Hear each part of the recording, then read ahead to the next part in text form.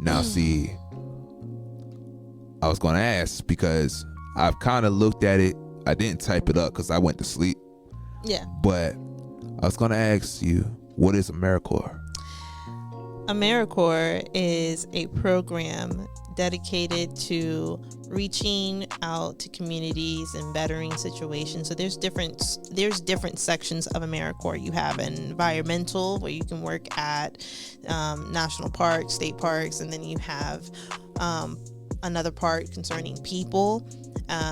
It just depends on what is needed. So if you ever heard of the Peace Corps, and when they go off and they volunteer in other countries, it's the same concept, except it's here in the United States and it's national. It is a wonderful program, and I would encourage people to look into it. Well, good thing, because the next question was, how do I sign up for Americorps?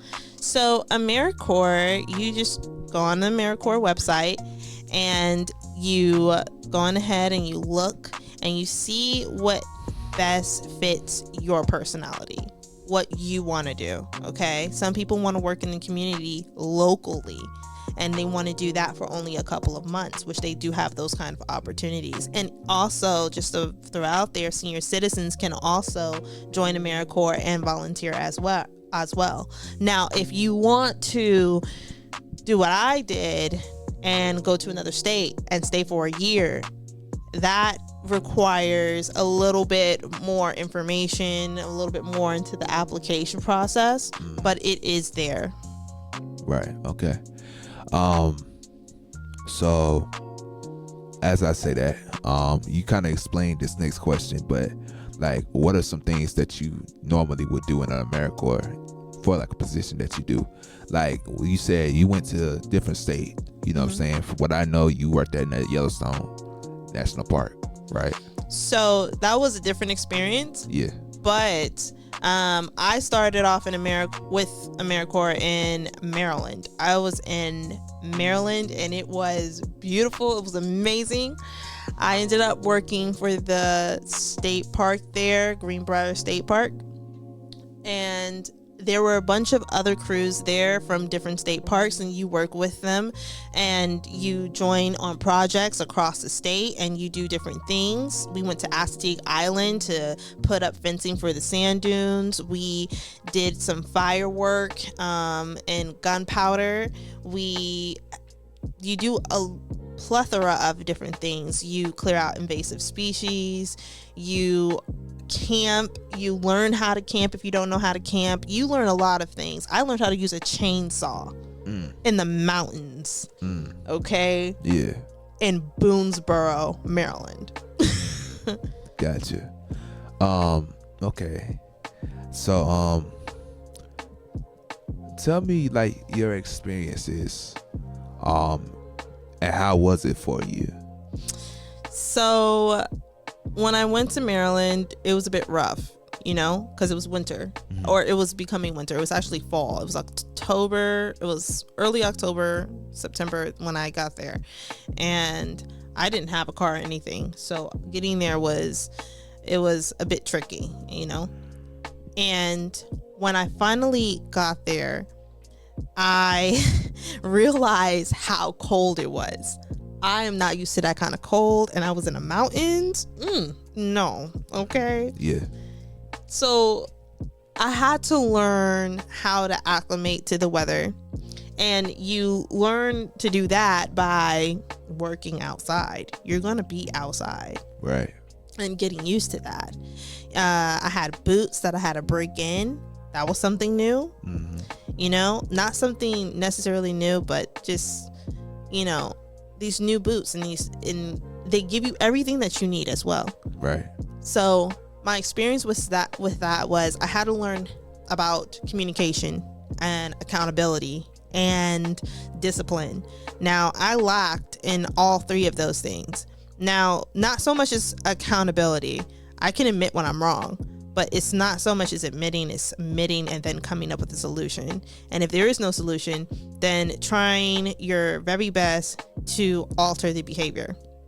Communication is something that is very important when you're in teams or crews, because you are out in remote places with maybe 3-4 other people, and anything can happen. You need to be able to communicate with your teammates. And as for discipline, it's the discipline to, get to work on time, getting to where you said that you're going to go, and being where you need to be. So right. Yeah, that's good, because like I said, a lot of times that when you're doing stuff, those are like the 3 main things that you have to have in order to be able to do what you need to do.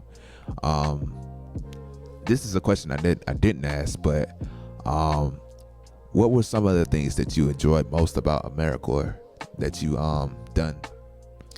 Oh wow, I have done so many things. It's been ridiculous, the opportunity.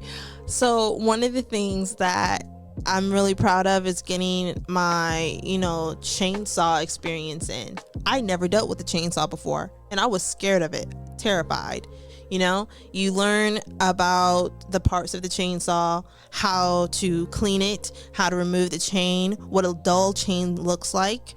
And another thing that I was very proud of was passing my PAC test, which is a test for people who are going to become wildland firefighters.